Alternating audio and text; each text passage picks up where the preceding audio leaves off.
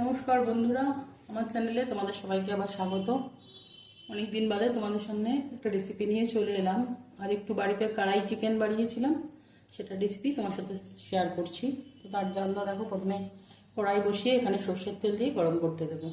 আমি রান্নাটা সর্ষের তেলেই করছি, তোমরা চাইলে এটা সাদা তেলেও করতে পারো। তেলটা গরম হতে থাক, তার জন্য তার আগে তোমাদের আমি একটা মশলা দেখিয়ে দিই। কড়াই চিকেনের যে মেন মশলা সেটা আমি করব। তার জন্য দেখো আমি কি কি নিয়েছি। হাফ চামচ সাদা জিরে, হাফ চামচ মৌরি, হাফ চামচ গোটা ধনে, 15টা মতো গোলমরিচ, একটা বড় এলাচ, 4টে সাদা এলাচ, একটু দারচিনি, 4টে লবঙ্গ, 4টে শুকনো লঙ্কা, 2টো তেজপাতা। শুকনো লঙ্কাটা তোমরা যে যেরকম ঝাল খাও সেই অনুযায়ী নেবে, কারণ বাটা মশলার মধ্যে একটু কাঁচা লঙ্কাও দেওয়া আছে। তাহলে আমি এখানে কি কি নিলাম একবার বলে দিচ্ছি। তেজপাতা, শুকনো লঙ্কা, গোটা জিরে, মৌরি, ধনে, গোলমরিচ, ছোটো এলাচ, বড় এলাচ, লবঙ্গ, দারচিনি, এই সবগুলোকে আমি শুকনো খোলায় ভেজে গুঁড়ো করে নেবো। এটাই মানে কড়াই চিকেনের মেন মশলা। এই মশলাটার জন্য এটার নাম কড়াই চিকেন। এটা গরম করছি, তার আগে আমি কড়াইতে যে সর্ষের তেল গরম করতে দিয়েছি, এটা মনে হয় আমার গরম হয়ে গেছে। হ্যাঁ, তেলটা গরম হয়ে গেছে। এবার আমি দেখো 2টো বড় সাইজের পেঁয়াজ কুচিয়ে রেখেছিলাম, সেটা একটু ভাজতে দেবো।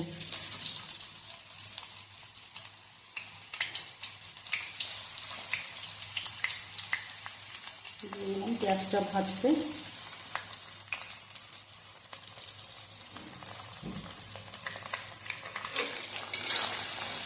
আঁচটা আমি মিডিয়ামে করে দিচ্ছি। পেঁয়াজটা খুব বেশি কড়া করে ভাজার দরকার নেই, একটু গোলাপি মতো রং হলেই তারপর আমি মাংসটা দিয়ে ভাজবো। ততক্ষণ আমি এসে যে তোমাদের মশলাটা দেখালাম কড়াই চিকেনে, সেটা শুকনো খোলায় ভেজে গুঁড়ো করে নিয়ে তারপরে তোমাদের কাছে আবার দেখাচ্ছি। পেঁয়াজটা গোলাপি করে ভাজা হয়ে গেছে, খুব বেশি ভাজিনি, আর একদম কাঁচাও নেই।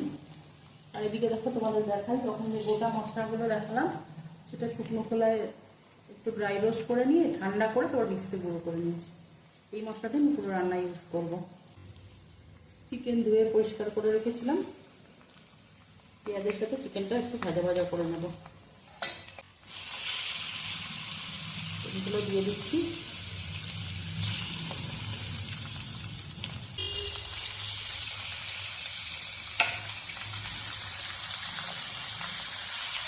এই দেখো বন্ধুরা, তখন এই যে জল দিয়ে গ্যাসটাকে মিডিয়ামে করে 10 মিনিট ফুটিয়ে নিয়েছি। আমি এইটুকু গ্রেভি রাখবো, কারণ কাজু বাদাম আছে, একটু টেনেও নেবে, আর আমার একটু লাগবেও। এরপর দাঁড়াও, আরও একটা কড়াই মশলা তো দেবই, আরও একটা জিনিস দেবো। তার জন্য কড়াইটা আমি একটু নামিয়ে নিচ্ছি। কড়াইটা একটু নামিয়ে রাখলাম, ছোটো কড়াইটা বসিয়ে দিলাম। দেখো, এর মধ্যে আমি একটু মাখন দিয়েই রেখেছি, 2টো মাখনের কিউব। এটা একটু গলে যাক। যেরকম আমরা চিলি চিকেনে দিই, চৌকো চৌকো একটু বড় বড় করে ক্যাপসিকাম আর পেঁয়াজ কেটে নিয়েছি। এটা এই মাখনের মধ্যে একটু নাড়াচাড়া করে মাংসের মধ্যে শেষে দিয়ে দেব। মাখনটা প্রায় গলেই গেছে, গলে গেছে। এবার এই ক্যাপসিকাম আর পেঁয়াজটা আমি দিয়ে দিলাম। এর মধ্যে আর কিছুই দেবো না, এটা ভাজা ভাজাও না, জাস্ট একটু সামান্য নাড়াচাড়া করে মাংসের মধ্যে দিয়ে দেবো।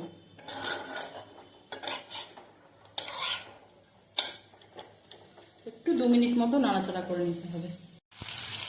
দেখো, 2 মিনিট একটু নাড়াচাড়া করে নিয়েছি মশলার মধ্যে। এবার এটা নামিয়ে নিলাম, মাংসের কড়াইটা বসিয়ে দিলাম, দিয়ে এই যে এটা নাড়াচাড়া করলাম এটা দিয়ে দিলাম। আর শেষে দেবো বেঁচে যাওয়া যে কড়াই মশলাটা। কড়াই মশলাটা আমি যখনই করি তখন ফ্রেশ বানিয়ে দিই, গন্ধটা ভালো থাকে। আর নাহলে এয়ারটাইট কন্টেনারে তোমরা রেখে দিতে পারো। আমি যতটা বানিয়েছি আমার আজকে লেগে যাবে। তোমরা এটা বানালে এই লাস্ট যে স্টেপটা করো না, দেখো খুব টেস্ট হবে। এবার একটু নাড়াচাড়া করে রান্না আমার শেষ হয়ে এসছে। এবার গ্যাসটা বন্ধ করে, গন্ধটা যাতে চলে না যায় তখন ঢাকা দিয়ে রেখে দিচ্ছি। রান্না শেষ। এবার একবারে তোমাদের সার্ভ করে গ্যাস আমি বন্ধ করে দিয়েছি যাতে গন্ধটা চলে না যায়, তার জন্য ঢাকা দেওয়া থাক। এরপর একবারে সার্ভ করে তোমাদের দেখাচ্ছি।